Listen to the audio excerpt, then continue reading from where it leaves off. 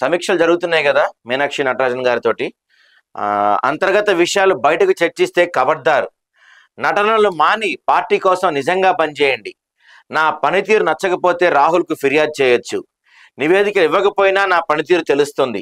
తెలంగాణ కాంగ్రెస్లో 3 group formula. కొత్త పాత నేతల మధ్య సమన్వయం కోసం స్కెచ్. కాంగ్రెస్ శ్రేణులకు మీనాక్షి నటరాజన్ హెచ్చరిక. 3 గ్రూపులు చేస్తారంటండి ఈమె. ఆల్రెడీ కాంగ్రెస్ పార్టీలో చాలా గ్రూపులు ఉన్నాయి కదా, ఇంకేమొచ్చి చేసే గ్రూప్ ఏంటి అనుకోవచ్చు మీరు.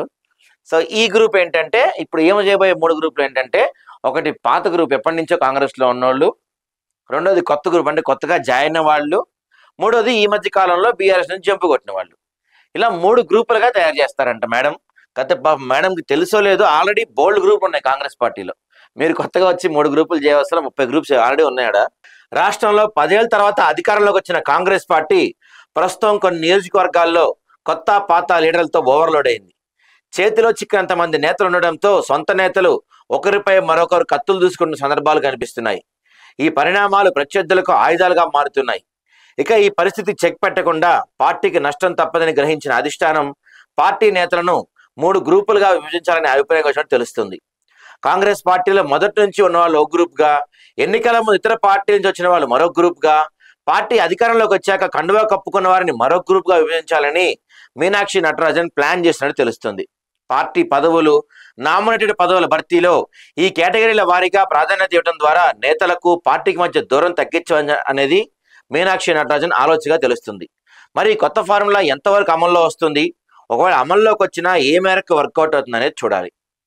సో ఈమె వచ్చారు, ఈమె మార్క్ చూపించుకున్న బాగా ట్రై చేస్తున్నారు. ఇక్కడ వరుస సమీక్షలు సమావేశాలు పెడుతున్నారు, మీటింగ్స్ పెడుతున్నారు. నియోజకవర్గాల వారీగా, పార్లమెంట్ నియోజకవర్గాల వారీగా మీటింగ్స్ అయితే పెడుతున్నారు మీనాక్షి నటరాజన్ గారు. మరి అది ఎంతవరకు వస్తుందో చూద్దాం. 2 రోజుల క్రితం మధ్యప్రదేశ్ నుంచి రైల్లో హైదరాబాద్ వచ్చిన మీనాక్షి నటరాజన్ పార్టీని సెట్ చేసే పనిలో నిమగ్నమయ్యారు. సింప్లిసిటీకి ప్రాధాన్యం ఇస్తూ అంతర్గతంగా ఉన్న సమస్యలకు పరిష్కారం చూపుతూ ఆమె సమావేశాలు సాగుతున్నాయి. తన దృష్టిలో పడాల్సిన అవసరం లేదంటూనే పార్టీ కోసం, ప్రజల కోసం పనిచేయాలని నేతలకు సూచిస్తున్నారు. బుధవారం ఉదయం పిసిసి చీఫ్ మహేష్ కుమార్ గౌడ్తో కలిసి ముఖ్యమంత్రి రేవంత్ రెడ్డి నివాసానికి వెళ్లిన మీనాక్షి నటరాజన్ ఎమ్మెల్సీ అభ్యర్థులపై చర్చించారు. అనంతరం పార్టీ అనుబంధ సంఘాల నాయకులతో మాట్లాడారు. తర్వాత ఆదిలాబాద్ జిల్లా నేతలతో భేటీ అయ్యారు. ఈ సందర్భంగా కీలక అంశాలను ప్రస్తావిస్తూనే పలువురికి చురకలంటించారు. గత కొంతకాలంగా హస్తం పార్టీకి తలనొప్పిగా మారిన కొత్త పాత నేతల మధ్య సమన్వయ ఇష్యూకు ఫుల్ స్టాప్ పెట్టేందుకు సరికొత్త ప్లాన్ తెరపైకి చేసినట్టు తెలుస్తుంది. 3 గ్రూప్ ఫార్ములా అమలు చేసి పార్టీలో నేతలకు పదవుల విషయంలో కొత్త విధి విధానాలు అమలు చేసే యోచనలో ఉన్నట్టు తెలుస్తుందంట.